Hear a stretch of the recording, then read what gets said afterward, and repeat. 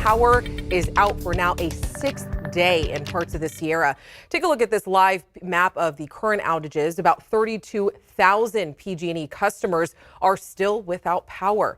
Most of those outages are in the Sierra foothill areas, Crushed homes, down power lines. These are just some of the images following the historic Christmas week storm.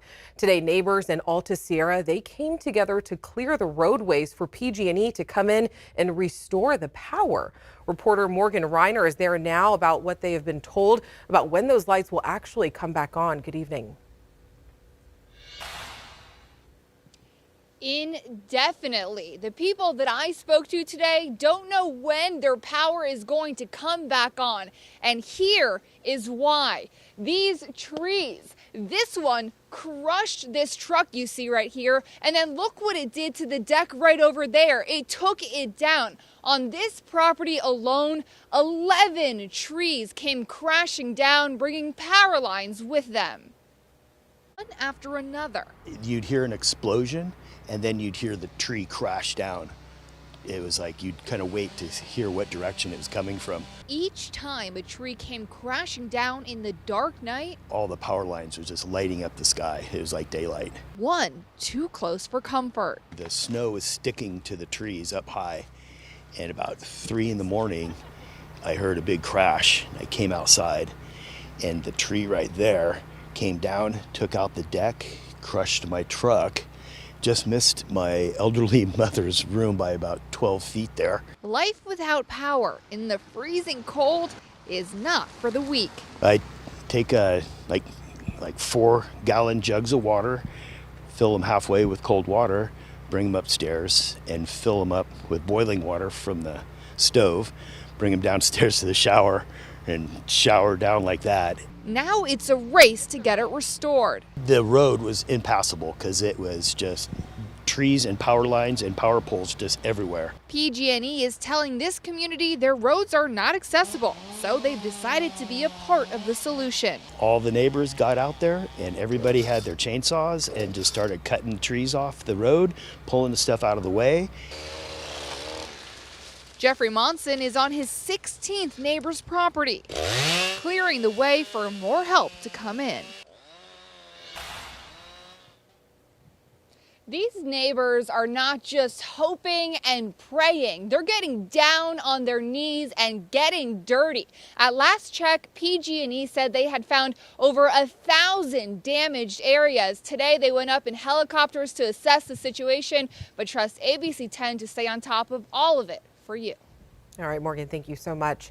And here are photos of Washington Ridge inmates working in Nevada County, trying to clear the roads on Highway 20. CAL FIRE for Nevada, Yuba, and Placer counties is continuing to help with storm cleanup. Teams are mapping damage and addressing those ongoing needs.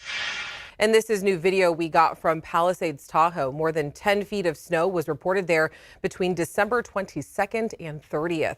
The resort says last month was the snowiest December on record. And talking about all this snow, Tracy, what can we expect for the rest of the new year? Oh, the rest of the new year. What does the new year hold? Well, this morning it held some cold temperatures. So let's revisit just how cold it was this morning. Take a look at South Lake Tahoe, 10 below zero. 5 coming in for Truckee. Upper 20s coming in the foothills in the Auburn area. 29 in Marysville. Just above freezing in Sacramento. 31 in Stockton. 34 in Modesto.